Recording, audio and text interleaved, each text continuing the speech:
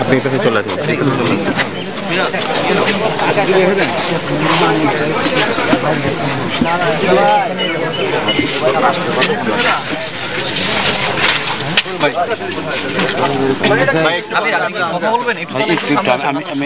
একটু কথা বলবো অবশ্যই। না না, আমার কথা হচ্ছে যে স্যার ছবি সহ ভোটার তালিকা আপনারা প্রকাশ করলেন, আমার এজেন্টরা যদি দেখতে না পারে তাহলে ওই আমার ভোটার তালিকা দেখতে কী লাভ?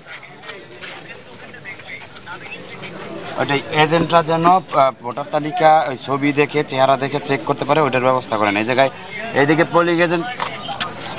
পোলিং এজেন্টরা বলতেছে তাদেরকে এখনো ওই তালিকা দেখতে হচ্ছে না।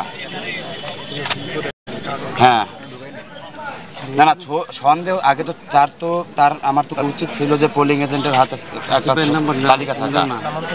দেও কারা দেও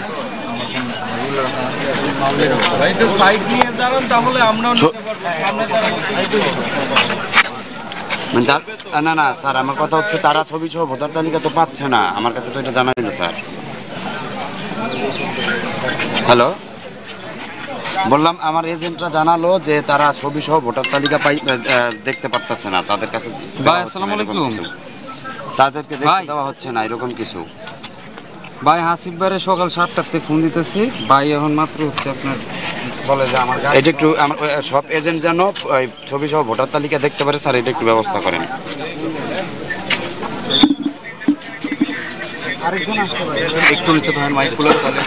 না না, যদি না স্যার এজেন্টরা যদি ছবি সহ ভোটার তালিকা দেখতে না পারে তাহলে ভোটার তালিকা কার জন্য?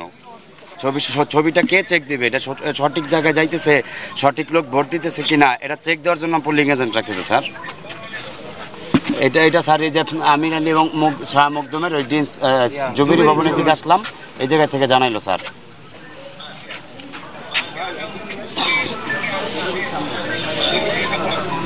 আচ্ছা স্যার, ঠিক আছে স্যার।